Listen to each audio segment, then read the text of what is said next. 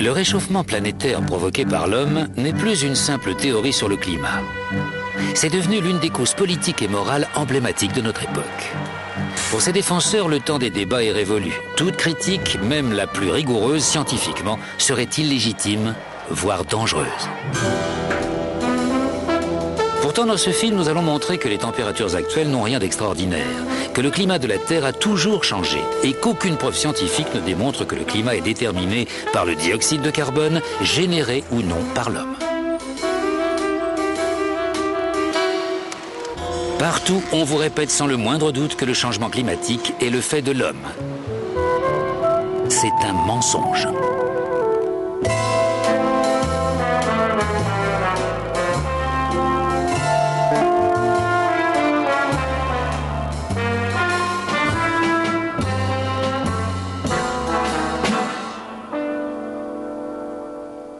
Quand on me dit « je ne crois pas au réchauffement planétaire », je réponds « moi si, mais je ne crois pas que le CO2 produit par les hommes en soit la seule cause ». Si vous m'aviez posé la question il y a quelques années, je vous aurais dit c'est le CO2. Pourquoi? Parce que, comme tout le monde, j'écoutais ce que disaient les médias. Les nouvelles du réchauffement planétaire provoqué par l'homme dont les médias nous inondent semblent chaque jour plus extraordinairement apocalyptiques. Et malgré tout, un certain nombre d'éminents spécialistes du climat affirment aujourd'hui que cette théorie n'a tout simplement aucun sens. Il y a eu des périodes dans l'histoire de la Terre lors desquelles la quantité de CO2 était 3 fois plus élevée qu'aujourd'hui, 10 fois plus élevée même. Si le CO2 avait un effet aussi capital sur le climat, ça apparaîtrait sur la courbe des températures. Si on analyse le climat à l'échelle géologique, on n'accordera jamais au CO2 une influence aussi importante. Aucun changement climatique majeur de ce dernier millénaire peut s'expliquer par le CO2. On ne peut pas dire que le CO2 est à l'origine des variations climatiques, il ne l'a jamais été.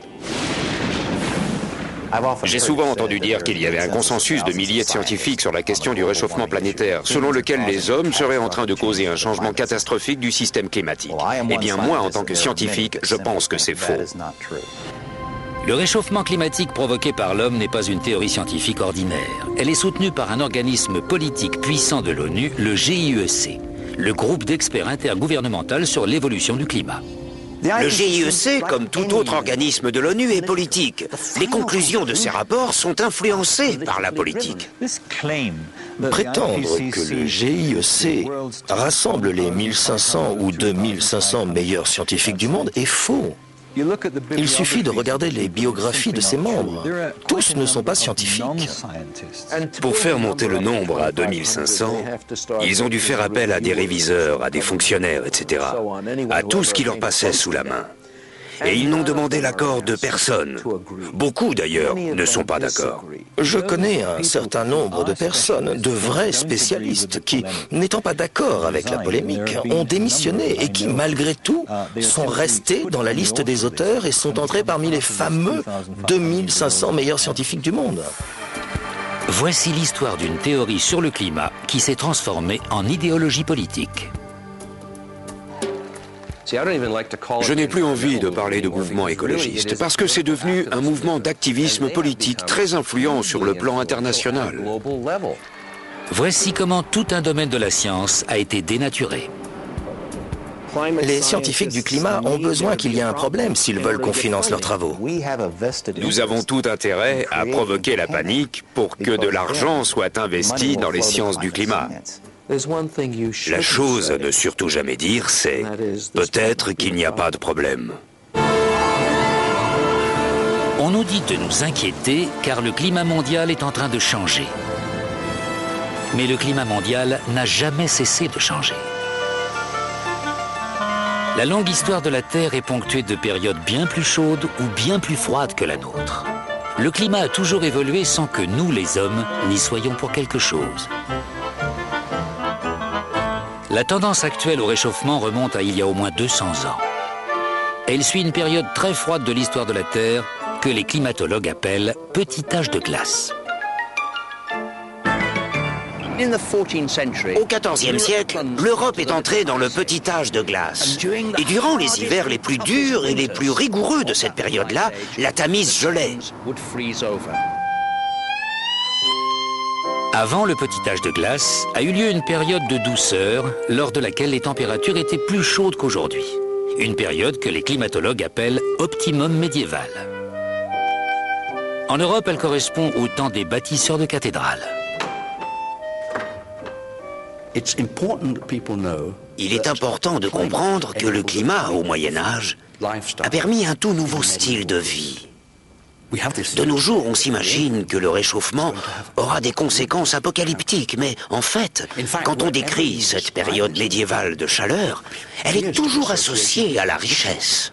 En remontant encore le temps, au-delà de l'optimum médiéval, on découvre d'autres périodes chaudes, dont une très longue durant l'âge de bronze et l'âge de pierre, que les géologues appellent optimum climatique Holocène. Les températures étaient alors sensiblement supérieures aux températures actuelles, et cela durant 3 millénaires. Les variations climatiques du passé étaient de toute évidence naturelles.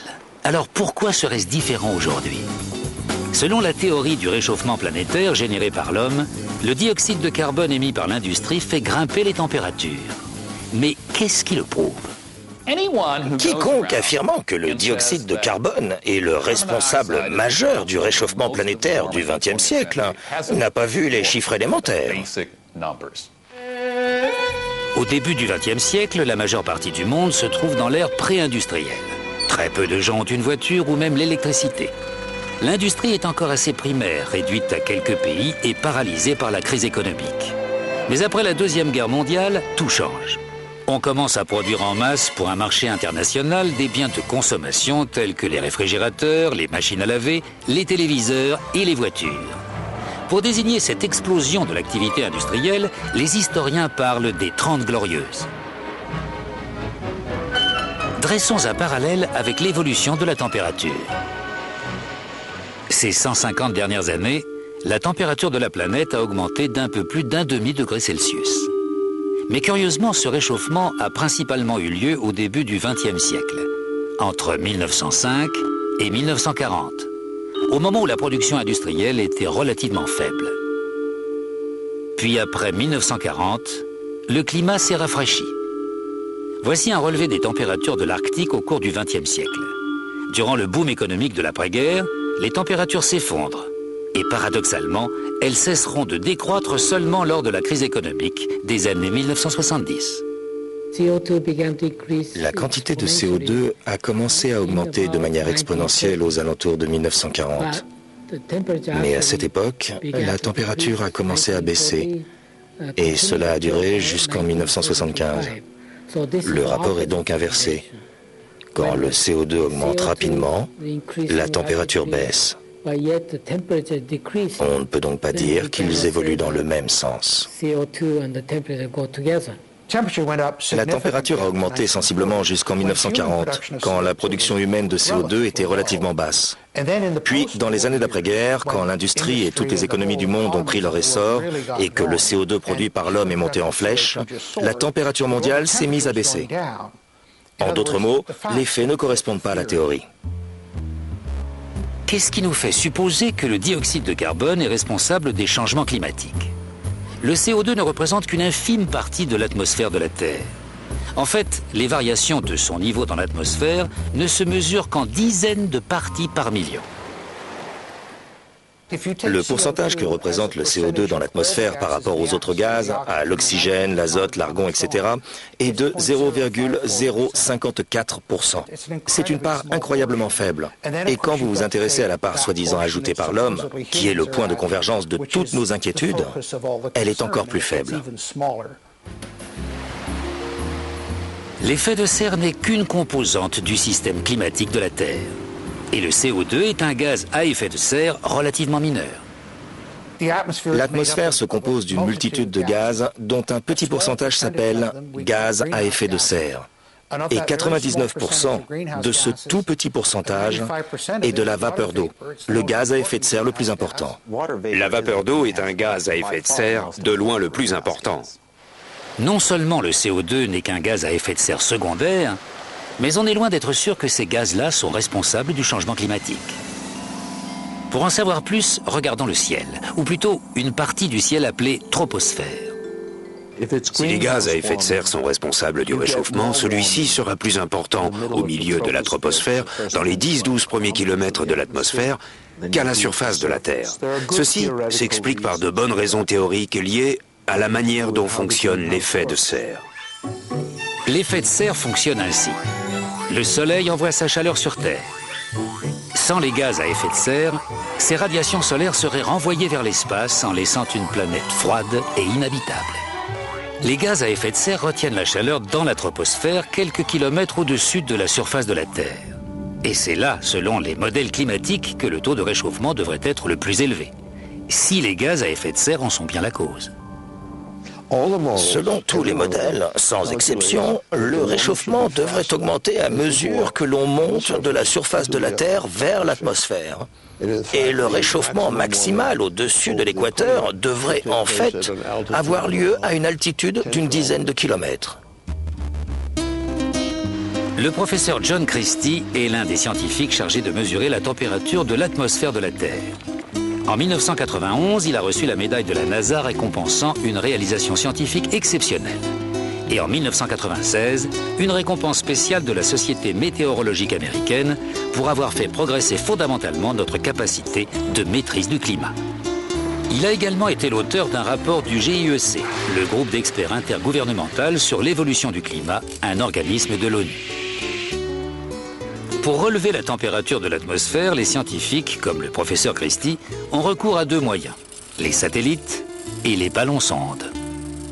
On a constaté systématiquement qu'au-dessus de beaucoup d'endroits de la planète, la majeure partie de l'atmosphère ne se réchauffait pas autant que ce que l'on observe à la surface de la Terre. C'est un vrai casse-tête pour nous, parce que la théorie est assez simple. Si la surface se réchauffe, l'atmosphère supérieure devrait se réchauffer rapidement. La montée de la température de cette partie de l'atmosphère n'est absolument pas dramatique et ne correspond vraiment pas à la théorie que les modèles climatiques du moment expriment. L'un des ennuis des modèles, c'est qu'ils prédisent qu'à l'exception des régions polaires, plus on monte haut dans l'atmosphère, plus le taux de réchauffement augmente. Et d'après deux sources de données, les données satellitaires que tout le monde cite, mais aussi celles des ballons-sondes, il est très clair que l'on n'observe pas du tout cet effet-là. En fait, il semblerait plutôt que les températures de la surface de la Terre se réchauffent légèrement plus que celles des couches d'air supérieures. C'est une sacrée différence. Ces données laissent entendre que le réchauffement observé n'est probablement pas dû aux gaz à effet de serre. Les observations ne montrent pas une augmentation avec l'altitude. Au contraire, la majorité des observations montrent une légère baisse du taux de réchauffement avec l'altitude. On peut donc dire d'une certaine manière que les preuves réfutent l'hypothèse selon laquelle l'homme serait à l'origine du réchauffement planétaire. Le récent réchauffement de la Terre s'est produit au mauvais moment et au mauvais endroit. Si le CO2 était responsable des changements climatiques, la température aurait dû monter durant le boom économique d'après-guerre. Et le taux de réchauffement devrait être plus élevé dans la troposphère qu'à la surface de la Terre. Pourtant, c'est le contraire qui s'est produit. Alors, dans la longue histoire du climat de la Terre, existe-t-il un exemple d'un changement de température entraîné par le dioxyde de carbone? Forer la glace dans ses profondeurs est un moyen de se plonger dans le passé. Cela a d'ailleurs permis aux scientifiques de trouver un lien entre le CO2 et l'évolution des températures de la planète. Les études de carottes glaciaires sont fréquemment citées pour étayer la théorie du réchauffement planétaire provoqué par l'homme. Mais la glace renferme des données que l'on mentionne très rarement. Le professeur Ian Clark est un éminent paléoclimatologue qui analyse en Arctique les températures de la Terre depuis des centaines de milliers d'années. Quand on s'intéresse au climat sur une très longue échelle temporelle, on recherche des matériaux géologiques qui ont enregistré les variations climatiques. Prenons une carotte de glace, par exemple. Certes, on reconstitue la température à partir des isotopes de la glace, mais on libère également l'atmosphère prise dans cette glace et on peut alors observer le CO2 qu'elle contient. Le professeur Clark et d'autres chercheurs ont en effet mis en évidence un rapport entre la variation du taux de CO2 et celle de la température de l'air, mais pas celui qu'on attendait. Voici l'enregistrement climatique présent dans la carotte de Vostok. En rouge, c'est l'évolution des températures d'une époque lointaine à une époque plus proche, dans un intervalle capital, puisqu'il commence juste après une ère de glaciation. On note que la température grimpe, mais aussi que le CO2 la suit, avec un temps de décalage, un retard de 800 ans. On peut donc dire que la température a 8 siècles d'avance sur le CO2. Plusieurs études majeures de la calotte glaciaire ont été menées et toutes montrent la même chose. Les températures augmentent ou diminuent, puis quelques siècles plus tard, le taux de dioxyde de carbone les suit. Donc, de toute évidence, le dioxyde de carbone n'est pas la cause de ce réchauffement. On peut même dire que le réchauffement entraîne l'augmentation de dioxyde de carbone. Très clairement, le CO2 ne peut pas causer les changements de température. Il en est le produit. Il suit les changements de température. Les mesures réalisées grâce au forage de la calotte glaciaire nous conduisent au cœur même du problème. On dit que la température montera si le taux de CO2 en tant que gaz à effet de serre augmente dans l'atmosphère. Mais les forages font la démonstration inverse. Ils prouvent que l'hypothèse fondamentale de la théorie du changement climatique due à l'homme est fausse. Mais comment le réchauffement des températures peut-il faire augmenter la quantité de CO2 contenue dans l'atmosphère? La réponse se trouve au fin fond des océans. Les océans émettent dans l'atmosphère près de 80 gigatonnes de dioxyde de carbone par an, alors que les humains n'en émettent qu'environ 7 gigatonnes. Mais la quantité de CO2 provenant des océans dépend de la température. Comme l'ont appris tous les écoliers dans leur manuel de géographie, l'océan et l'atmosphère s'échangent le dioxyde de carbone. Quand l'océan se réchauffe, il rejette du CO2 dans l'atmosphère. Et quand il refroidit, il en absorbe et le conserve. Mais pourquoi existe-t-il un décalage de plusieurs siècles entre un changement de température et une variation de la quantité de CO2 absorbée ou rejetée par les océans? Eh bien parce que les océans sont si vastes et si profonds qu'il leur faut des siècles pour se réchauffer ou refroidir. Les océans sont vastes. Ils occupent la majeure partie de la surface de la Terre. Et c'est pour cela qu'ils mettent autant de temps à se réchauffer ou à refroidir. Ça leur prend des centaines d'années.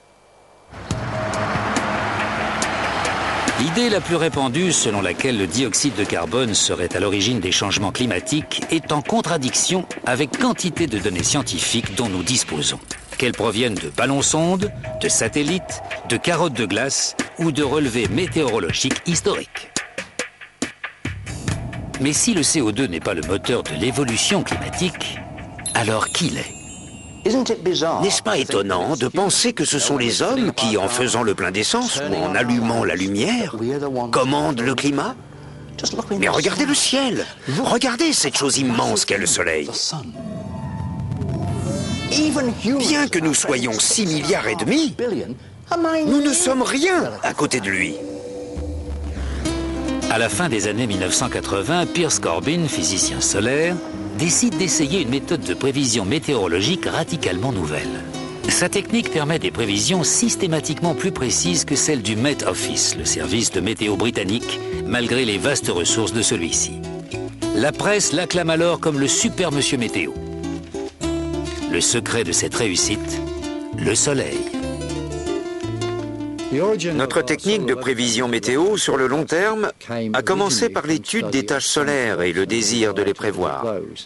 C'est alors que j'ai compris qu'il était beaucoup plus intéressant de se servir du soleil pour prévoir le temps. Nous savons aujourd'hui que les taches solaires sont des champs magnétiques intenses qui apparaissent en période de haute activité solaire. Mais pendant des siècles, bien avant que l'on comprenne correctement le phénomène, les astronomes du monde entier ont compté les taches solaires, pensant que plus elles étaient nombreuses, plus cela annonçait un temps chaud. En 1893, l'astronome britannique Edward Maunder observe que, durant le petit âge de glace, le nombre de taches solaires était quasi nul, ce qui marque une période d'inactivité solaire, connue désormais sous le nom de minimum de Maunder. Mais les taches solaires sont-elles un indicateur météorologique fiable ? J'ai décidé d'évaluer notre technique en pariant sur le temps par l'intermédiaire du bookmaker William Hill. Je pariais contre les prévisions du Met Office et j'ai gagné de l'argent mois après mois. Par exemple, le Met Office avait prévu que l'hiver dernier serait exceptionnellement froid. Nous avons dit « Non, c'est faux. On sera très proche des normales saisonnières », tout en précisant qu'il ferait particulièrement froid après Noël et en février. Nous avons eu raison et ils ont eu tort. En 1991, des scientifiques renommés de l'Institut météorologique danois décident de dresser une liste des taches solaires du XXe siècle et d'établir une comparaison avec les relevés de température.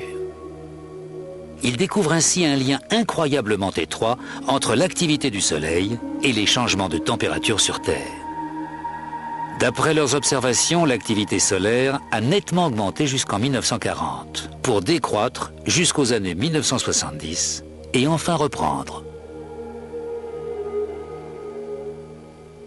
Quand nous avons mis en avant cette corrélation entre la température et les taches solaires ou les cycles solaires, on nous a dit « Ok, mais ce n'est peut-être qu'une coïncidence. » Alors comment prouver que ce n'était pas une simple coïncidence? La solution évidente était d'étudier de plus longues périodes ou des périodes différentes. Nous sommes donc remontés dans le temps. Le professeur Friis Christensen et ses confrères se penchent donc sur 400 ans de passé astronomique afin d'établir un parallèle entre l'activité des taches solaires et les variations de température. Et cette fois encore, ils découvrent que les variations de l'activité solaire sont intimement liées au changement de température sur Terre. C'est le Soleil, semble-t-il, et non le dioxyde de carbone ou quoi que ce soit d'autre, qui influencerait les changements de climat. Le Soleil a une influence directe sur la Terre quand il lui envoie sa chaleur. Mais les scientifiques ont établi qu'il avait également une influence indirecte en régulant la formation des nuages. En fait, son influence est si multiple qu'il n'est pas surprenant que les variations de l'activité solaire correspondent autant au changement climatique de la Terre.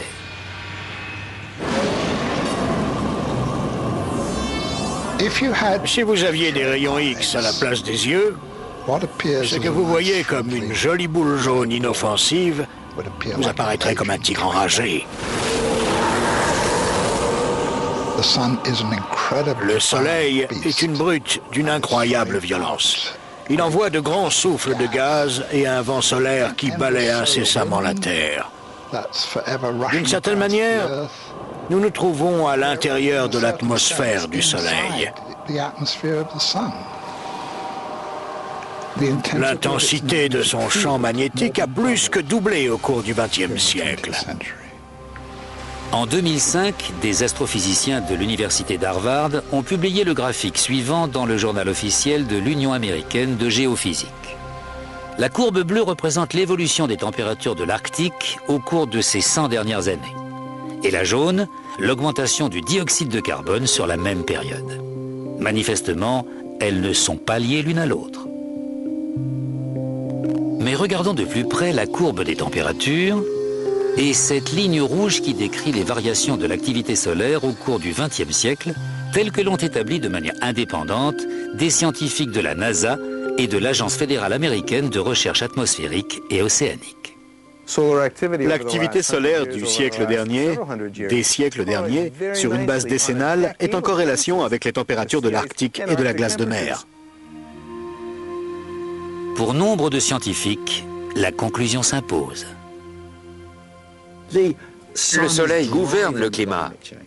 Le CO2 ne compte pas. Alors pourquoi, si tel est le cas, nous assène-t-on constamment, jour après jour, que le réchauffement planétaire est le fait de l'homme? Pourquoi tant de personnes des médias et d'autres professions présentent-elles cela comme un fait incontestable?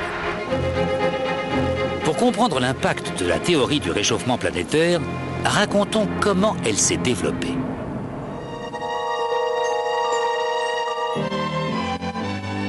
Les prévisions climatiques alarmistes ne sont pas nouvelles.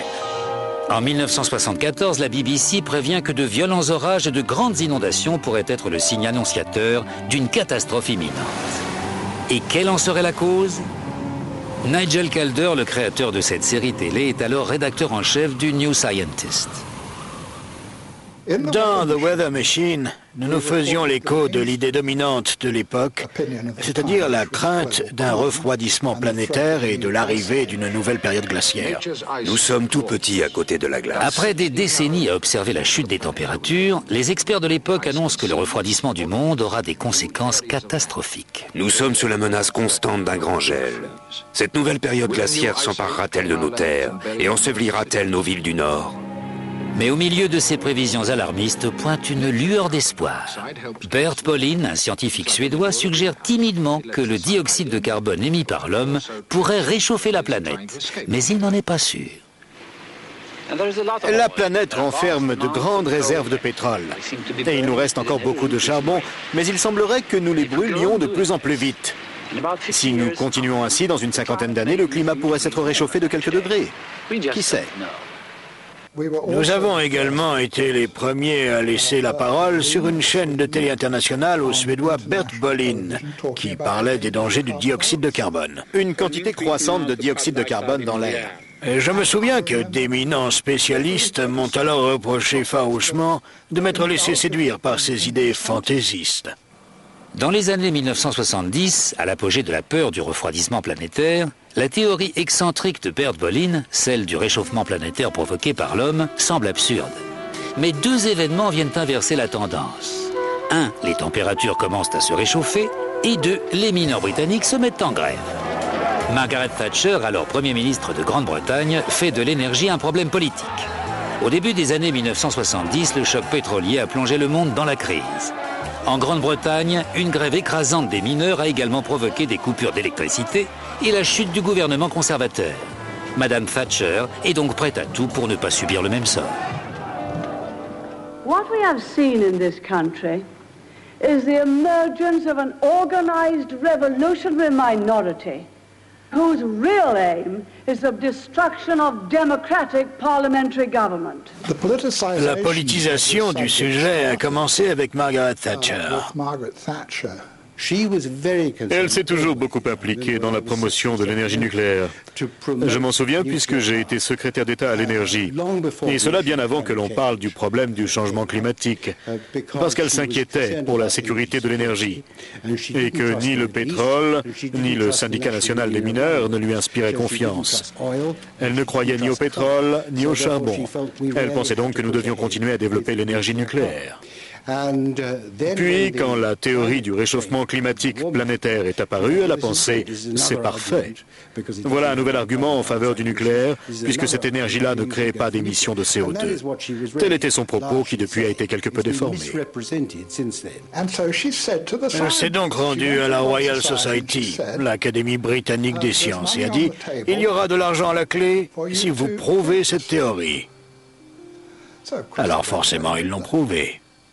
Inévitablement, dès lors que les politiques soutiennent une cause et y associent leur nom d'une manière ou d'une autre, l'argent afflue. C'est ainsi. Et inévitablement, les institutions de recherche et de développement se sont mises à bouillonner, si je puis dire.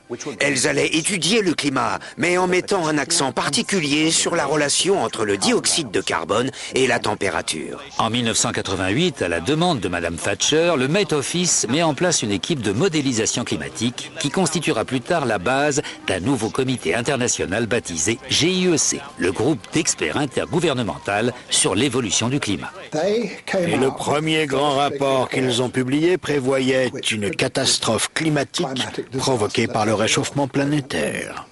Je me souviens de la conférence destinée à la presse scientifique à laquelle j'ai assisté. J'étais frappé par deux choses. Premièrement, la simplicité et l'éloquence du message, ainsi que l'énergie avec laquelle il nous était transmis. Et deuxièmement, le mépris total de toutes les découvertes climatologiques réalisées jusqu'alors, y compris le rôle du Soleil, qui pourtant avait été au centre d'une réunion importante de la Royal Society quelques mois plus tôt. Mais la toute nouvelle importance accordée au dioxyde de carbone généré par l'homme dans les problèmes environnementaux ne séduit pas que Margaret Thatcher. Patrick Moore est considéré comme l'un des plus grands écologistes de sa génération. Il est l'un des fondateurs de Greenpeace. Le climat est devenu un centre d'intérêt majeur pour deux raisons bien distinctes. Premièrement, au milieu des années 80, la majorité des gens étaient d'accord avec la plupart des idées raisonnables que les mouvements écolos préconisaient. Quand une majorité de gens est d'accord avec vous, pas facile de continuer à la provoquer. La seule façon de rester contestataire était donc d'adopter des positions encore plus extrêmes. Quand j'ai quitté Greenpeace, ils étaient en train de se mettre d'accord sur une campagne interdisant le chlore dans le monde entier. Je leur ai dit, mais il fait partie du tableau de classification périodique des éléments. Je ne suis pas sûr que notre juridiction permette d'interdire entièrement un élément chimique. Et deuxièmement, l'extrémisme écologique a vu le jour à cause de l'échec du communisme. Le mur est tombé. Et beaucoup de pacifistes et de militants politiques se sont alors tournés vers le mouvement écologiste en amenant avec eux leur néo-marxisme. Ils ont très intelligemment appris à manier la langue des Verts pour masquer des programmes plus proches de l'anticapitalisme ou de l'antimondialisation que de l'écologie ou de la science. La gauche a été légèrement désorientée par l'échec manifeste du socialisme et bien plus encore du communisme, de la forme de communisme qu'elle avait adoptée. Elle est restée anticapitaliste, mais elle a dû trouver un nouveau prétexte à son anticapitalisme. Ça a donné une alliance étonnante allant de Margaret Thatcher à droite jusqu'aux écologistes anticapitalistes d'extrême gauche. Et c'est ce qui a donné un grand élan à cette idée farfelue. Au début des années 1990, la théorie du réchauffement planétaire provoqué par l'homme ne revêt plus un caractère excentrique. Elle donne lieu à une campagne politique à grande échelle qui attire l'attention des médias, ce qui lui vaut un supplément de financement public. Avant Bush père, les fonds investis dans la climatologie et les sciences du climat s'élevaient à environ 170 millions de dollars par an, ce qui était raisonnable compte tenu de l'importance du domaine. Le budget est ensuite passé à plus de 2 milliards par an, soit un facteur de plus de 10, d'où des changements considérables. Beaucoup d'emplois ont été créés. Oui, beaucoup. Beaucoup de nouvelles personnes qui auparavant s'en désintéressaient sont entrées dans cette filière. On a vu surgir des cohortes de personnes dont le seul intérêt pour ce domaine tenait au réchauffement planétaire. Si je voulais faire de la recherche, disons, sur les écureuils du Sussex, et ceci est valable depuis les années 1990, je remplirais ma demande de bourse en disant « Je souhaite réaliser une étude sur le comportement de collecte des noisettes chez l'écureuil au regard de ses effets sur le réchauffement climatique. » Et ainsi, j'obtiendrai de l'argent. Si j'omets cette référence, il se peut qu'on ne me verse rien. Nous sommes tous en concurrence pour obtenir des fonds. Et si notre domaine d'étude suscite des inquiétudes, nous aurons d'autant moins de peine à justifier l'allocation de fonds dans le domaine en question.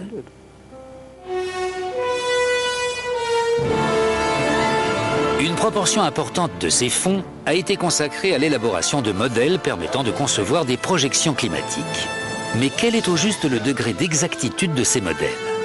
Le Dr Roy Spencer a été un chercheur de haut rang en études climatiques au Centre de vol spatial Marshall de la NASA. Il s'est vu décerner des médailles par la Société météorologique américaine et la NASA, récompensant sa contribution exceptionnelle dans le domaine scientifique. Les modèles climatiques valent ce que valent les hypothèses qu'ils intègrent. Or, il existe des centaines d'hypothèses. Il suffit que l'une d'elles soit fausse pour que la projection perde toute pertinence. Tous les modèles partent de l'hypothèse que le CO2 produit par l'homme est, plutôt que le soleil ou les nuages, la cause du changement climatique. L'analogie à laquelle j'ai l'habitude de me référer est la suivante. Ma voiture marche mal, mais je ne tiendrai compte ni du moteur, en d'autres termes du soleil, ni de la transmission, c'est-à-dire de la vapeur d'eau, et je vais me concentrer sur un écrou de la roue arrière droite, soit le CO2 produit par l'homme. Voilà à quel point la science se fourvoie. Faute d'une bonne compréhension du système climatique et d'une mise en corrélation de toutes ses composantes, les rayons cosmiques, solaires, le CO2, la vapeur d'eau, les nuages, votre modèle ne vaut rien. L'éventail des prévisions climatiques varie considérablement. Ces variations résultent d'une légère modification des hypothèses sur lesquelles les modèles sont fondés. J'ai travaillé avec des modélistes. Or, en fignolant les paramètres d'un modèle mathématique, on modélise tout et n'importe quoi. On peut faire apparaître un réchauffement ou un refroidissement du climat en y apportant des modifications. Au premier abord, les modèles informatiques ont de quoi impressionner le novice. Ils donnent souvent lieu à de folles spéculations qui se présentent sous la forme d'énoncés scientifiques rigoureux. Ils fournissent également aux médias une source abondante de scénarios spectaculaires. Ce qui me surprend, en qualité de journaliste de longue date, c'est la façon dont, sur ce chapitre, les principes journalistiques les plus élémentaires semblent avoir été bafoués. Il y a toute une nouvelle génération de reporters et de journalistes spécialisés dans l'environnement. Si vous en faites partie et que cette histoire de réchauffement planétaire est jetée au rebut, votre emploi connaîtra le même sort. Les reportages se doivent d'être de plus en plus alarmistes, parce qu'il reste heureusement une poignée de chroniqueurs aguerris prêts à déclarer « Vous teniez le même discours il y a 5 ans ». Ah oui, mais répondra-t-on aujourd'hui, c'est bien pire. Le niveau de la mer va monter de 3 mètres d'ici à mardi prochain, ou je ne sais quoi.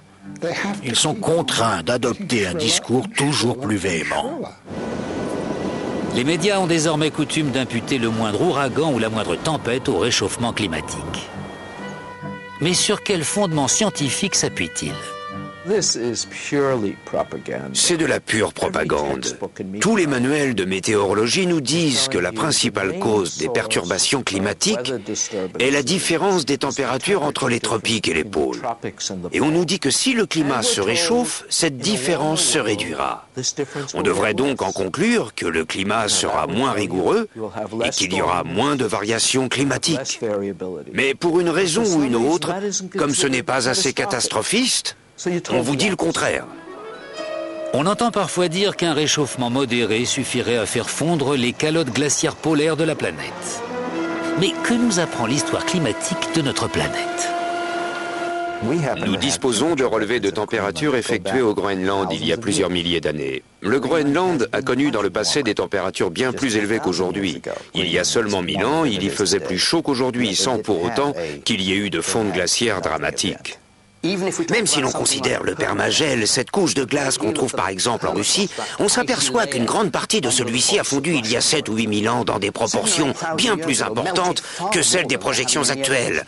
En d'autres termes, il s'agit là d'une évolution historique, mais le monde ne s'est pas pour autant brusquement effondré. Le professeur Seyunichi Akasofu dirige le centre de recherche arctique de l'Alaska, le plus important institut du monde en la matière. Le professeur Akasofu souligne que les calottes glaciaires sont soumises en permanence à un processus naturel d'expansion et de contraction. La chute de blocs de glace du continent antarctique, dont de temps à autre on entend parler, a dû se produire à toutes les époques. Mais comme nous disposons aujourd'hui de satellites qui détectent ces phénomènes, ils font l'actualité. Je vois tous ces programmes télévisés relatifs au réchauffement planétaire, montrant de grands blocs de glace qui s'effondrent sur les bords des glaciers. Mais on oublie que la glace est toujours en mouvement. Ces images satellites de la NASA montrent dans toute leur ampleur l'expansion et la contraction naturelle des glaces de la mer polaire au cours des années 1990. Les journaux d'information diffusent régulièrement des images de glace se détachant des bords de l'Arctique. Ce que l'on omet de dire, en revanche, c'est qu'il s'agit d'un phénomène aussi ordinaire en Arctique que la chute des feuilles un jour d'automne. On me demande, avez-vous vu de la glace tomber sur les bords des glaciers? Oui, c'est le dégel du printemps. Il se produit tous les ans. Les journalistes nous sollicitent en permanence à l'affût d'éléments sur l'effet de serre. Je leur réponds qu'il n'existe rien de tel. Il est aussi courant d'imputer la variation du niveau des mers au changement climatique. Mais cette corrélation est-elle scientifiquement avérée? La variation du niveau des mers sur la planète est régie par 2 facteurs.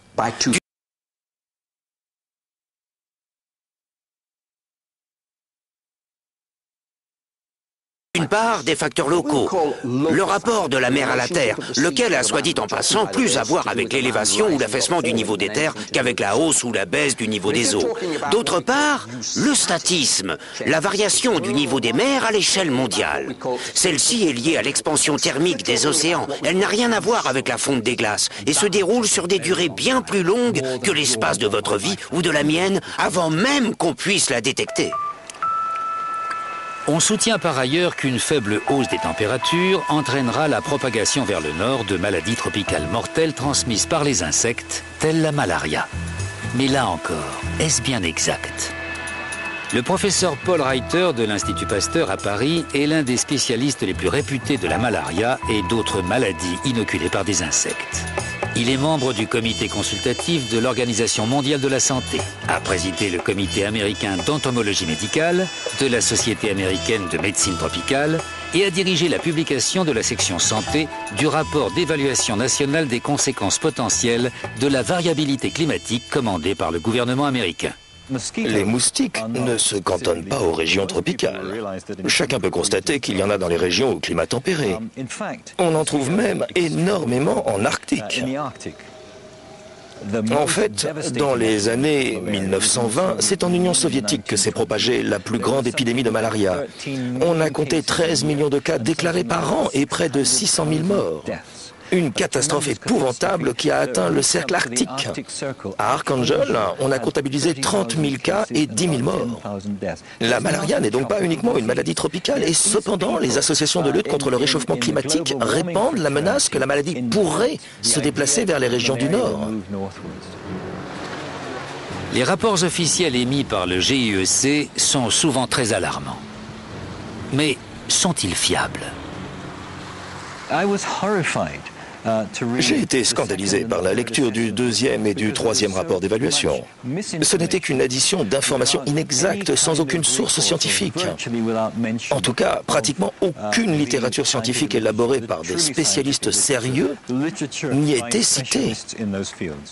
Dans une lettre ouverte au Wall Street Journal, l'ex-président de l'Académie nationale américaine des sciences, le professeur Frederick Seitz, révèle que le GIEC a bien censuré les commentaires de certains scientifiques. Il écrit « Ce rapport n'est pas conforme à la version approuvée par les scientifiques ayant contribué à sa rédaction ». De fait, plus de 15 points importants du chapitre scientifique ont été supprimés. Comme par exemple, aucune étude n'a pu prouver de façon définitive que l'on pouvait attribuer les changements climatiques aux gaz à effet de serre. Ou encore, à ce jour, aucune étude ne peut dire que l'homme est totalement ou même en partie responsable des changements climatiques observés. Et le professeur Seitz de conclure, jamais je n'ai constaté une violation aussi alarmante des règles de la déontologie que celle dont témoignent les événements qui ont abouti au rapport du GIEC. En retour, le GIEC ne nie pas avoir supprimé des articles, tout en certifiant que cela n'a pas été fait par malhonnêteté ou parti pris, et affirme que, par ailleurs, les incertitudes sur les causes du réchauffement global ont été conservées. Les modifications auraient été apportées suite à des remarques faites par certains gouvernements, par des scientifiques indépendants et par des ONG. Quand j'ai démissionné du GIEC, j'ai cru que l'affaire était classée, jusqu'à ce que je constate que mon nom figurait encore sur l'avant-projet. J'ai donc demandé qu'il soit retiré. On m'a dit que j'avais contribué à l'écrire et que par conséquent, il y resterait. J'ai répondu que je n'y avais pas vraiment contribué puisqu'on n'avait pas transcrit ce que je disais. Enfin, ça a été un vrai combat jusqu'à ce que je les menace de poursuites juridiques et qu'ils finissent par enlever mon nom. Et je ne suis pas le seul à qui ce soit arrivé. Je connais un certain nombre de personnes, de vrais spécialistes qui, n'étant pas d'accord avec la polémique, ont démissionné et qui, malgré tout, sont restés dans la liste des auteurs et sont entrés parmi les fameux 2500 meilleurs scientifiques du monde. De nos jours, un mouvement institutionnel très puissant soutient l'idée que l'homme est le principal responsable du réchauffement planétaire. Nous voici à Nairobi où sont rassemblés nombre de fonctionnaires dévoués, de militants d'ONG, de collecteurs de fonds pour la taxe carbone, ainsi que de journalistes spécialisés dans l'écologie. Cette conférence organisée par l'ONU va durer 10 jours. On y discutera des bouleversements climatiques de la planète et on attend plus de 6000 participants. Il ne faut pas perdre de vue que le réchauffement climatique peut créer des dizaines de milliers d'emplois. C'est une source de profit énorme. On investit des milliards de dollars dans la recherche sur le climat. Par conséquent, un grand nombre de personnes dépendent de ces investissements et ont bien l'intention que ça continue comme ça.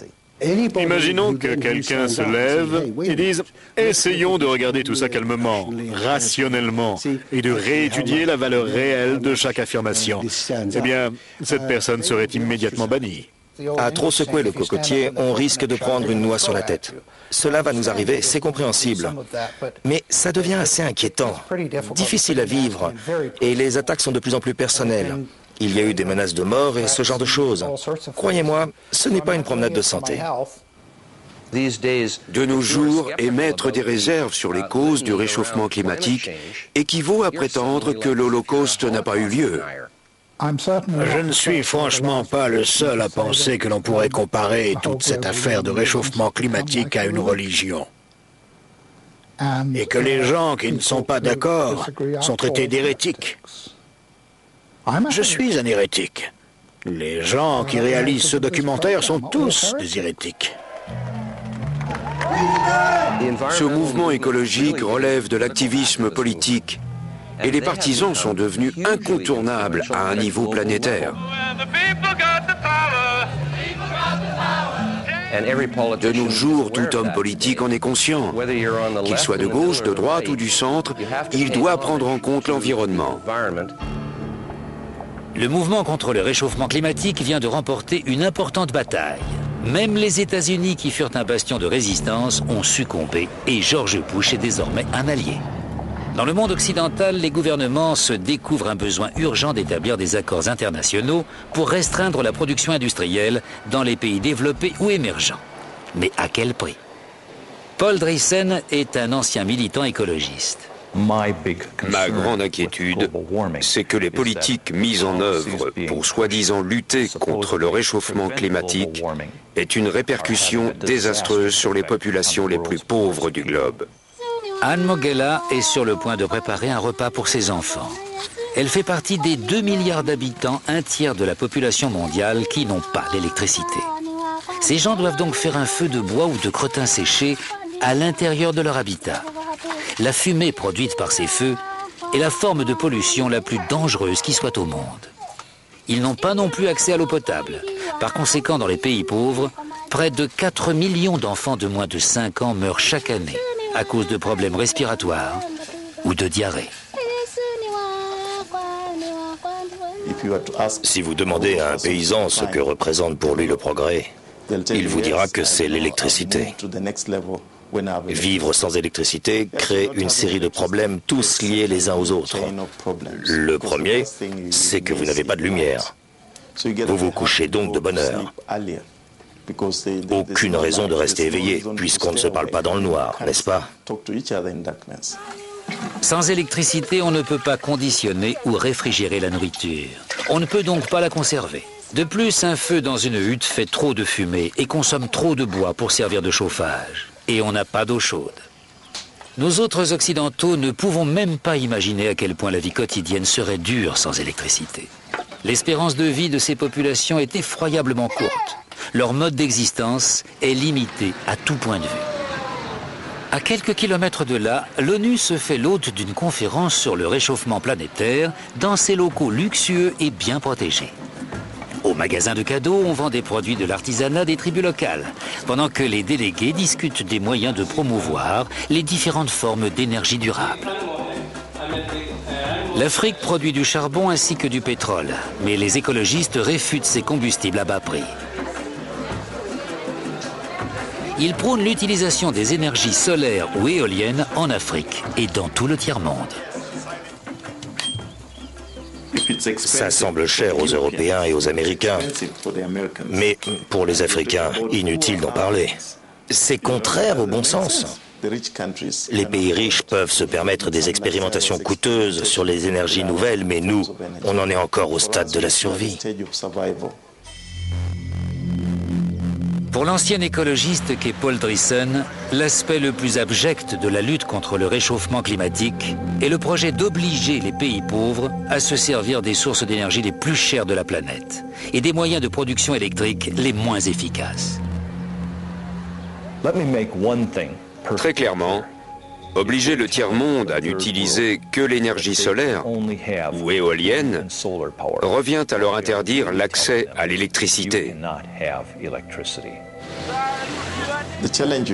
L'objection que l'on peut faire aux écologistes occidentaux qui nous verraient bien utiliser des panneaux solaires et des éoliennes, c'est que ce n'est pas comme ça qu'on va industrialiser l'Afrique.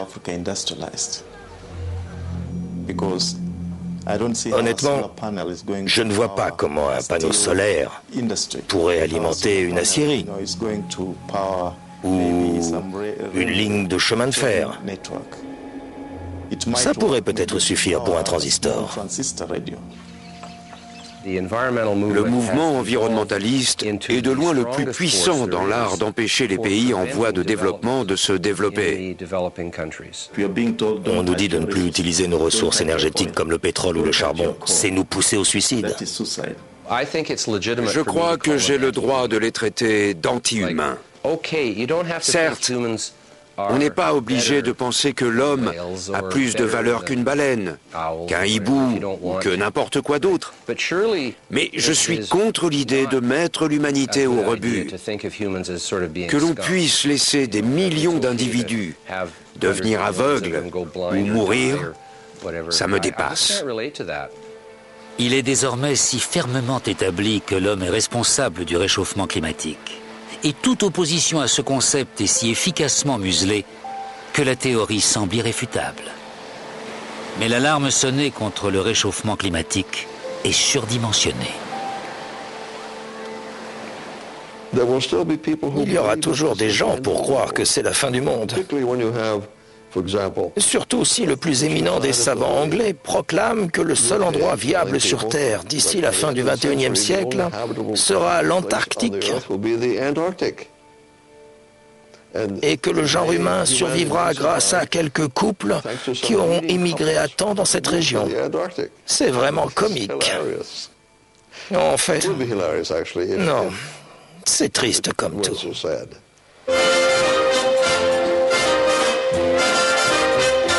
Tomorrow's weather, what's the low? What's the high? Will it be wet or dry?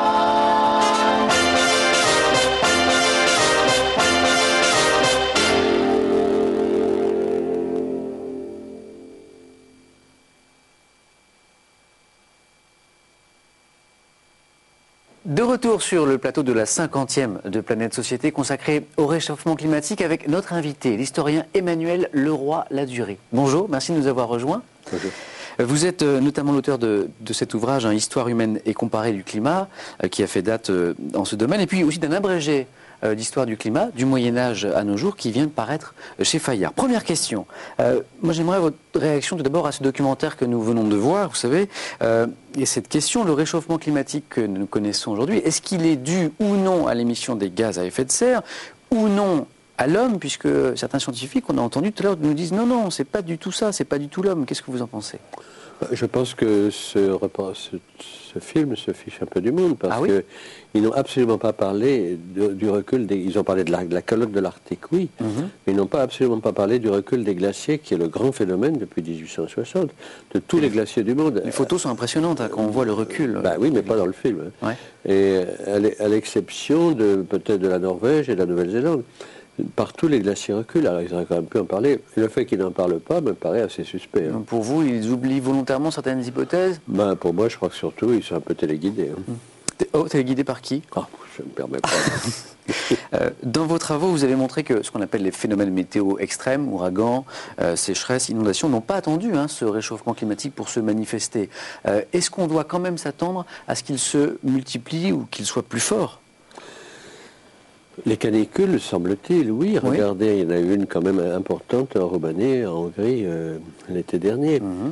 Donc les canicules d'autrefois étaient quand même assez fréquentes, comme toujours. Celle de 1719 a fait 450 000 morts sur une France de 21 millions d'habitants.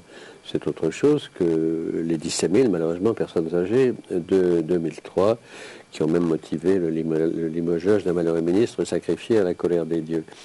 Mais je ne sais pas quel dieu c'est. Et donc, oui, ça devrait quand même... s'amplifier. Il y a eu quand même juillet 2006, dont on n'a pas assez dit qu'il y a eu 3 000 morts, quand même. Bon, c'est pas terrible, mais enfin, ça montre que le problème existe. Et puis qu'il y a celle de 2007 dans les Balkans. Donc, oui, ça va se multiplier. Et il faut dire que depuis 1980, les canicules avaient cessé de faire des morts entre 1960 et 80. Et depuis, elles font pas 15 000 morts, mais 1000, 2000, 3000. Et vous pensez que c'est lié effectivement au réchauffement climatique? Enfin, il y a toujours eu des canicules, mais évidemment, le réchauffement les rend un peu plus nombreuses et puis un peu plus chaudes aussi. Peut-être 1 degré de plus, 2 degrés de plus, donc plus dangereuses. Alors dans son dernier rapport, le GIEC, vous savez, le groupe d'experts intergouvernemental sur l'évolution du climat, nous dit que d'ici 2100, la température du globe va augmenter, mais alors entre 1,5 et 6 degrés. Comment vous expliquez cette marge d'abord, je crois qu'on c'est comme les élections, il y a toujours des fourchettes. Hein. Oui. Enfin, ça fait une sacrée différence. Que les conséquences sont pas les mêmes. Je crois qu'on est plutôt sur les 3 ou 4 degrés dans les moyennes, et la situation... Et pour faire moi je ne suis pas un scientifique, hein, je ne suis qu'un historien. Mais enfin, pour faire 1 ou 2 degrés, ce serait très bien, mais il faudrait qu'on prenne beaucoup de mesures, je crois. Et en réalité, il est même question, je dis ça sans trop y croire, mais pour vous montrer la gravité de la situation, de 8 degrés dans la région arctique. Alors bon, peut-être ça n'est pas vrai, mais il faut tirer la sonnette d'alarme. Et justement, est-ce que vous êtes optimiste quant à la capacité de l'humanité, de nos sociétés, à prendre les bonnes mesures pour enrayer ce phénomène? Non, je ne suis pas optimiste, mais enfin, il faut qu'il y ait une prise de conscience. Mais de la prise de conscience à l'action, il y a encore une marge. Et il est certain que pour qu'on cesse de faire des avions géants, des courses de voitures inutiles, etc., ça sera difficile. Mais il faudrait effectivement... Vous voyez, je suis venu en métro, moi, par exemple. Vous avez fait un geste, vous Du coup, j'ai failli être en retard. Une dernière question. Là, on parle de nos sociétés occidentales riches, des mesures qu'elles devraient prendre, mais on entend aussi les pays les plus pauvres et les pays en développement nous dire c'est très beau votre réchauffement de la planète et les mesures qu'il faudrait prendre, mais nous, ça met en danger notre croissance, nous qui essayons d'améliorer le quotidien de notre population. Qu'est-ce que vous avez envie de dire à ces pays-là? Je crois que c'est un problème presque insoluble, parce qu'effectivement, ils ne font que faire ce que nous avons fait. Et alors les Chinois en font un peu trop, mais enfin l'Afrique, quand même... en plus, l'Afrique va plus souffrir que nous à cause de la désertification, y compris au Maghreb et même en Espagne, qui n'est pas un pays sous-développé. Alors, il faut essayer de tenir les deux bouts de la chaîne et de les aider à, justement, peut-être l'énergie solaire, des choses comme ça. Mais enfin, on est sans trop d'illusions quand même sur le résultat, notamment vis-à-vis de la Chine et de l'Inde. Merci Emmanuel Leroy-Ladurie de nous avoir rejoints sur le plateau de Planète Société. Je rappelle le titre de votre dernier ouvrage, Abrégé l'histoire du climat du Moyen-Âge à nos jours, qui vient de paraître chez Fayard. Et que j'ai écrit avec Anouchka Vazak. Merci beaucoup. On se retrouve dans un instant pour la suite de notre émission consacrée cette semaine au réchauffement climatique avec un deuxième documentaire plus alarmiste que celui que nous avons vu tout à l'heure, Climat en crise. Et notre deuxième invité également, la secrétaire nationale des Verts, Cécile Duflot. A tout de suite.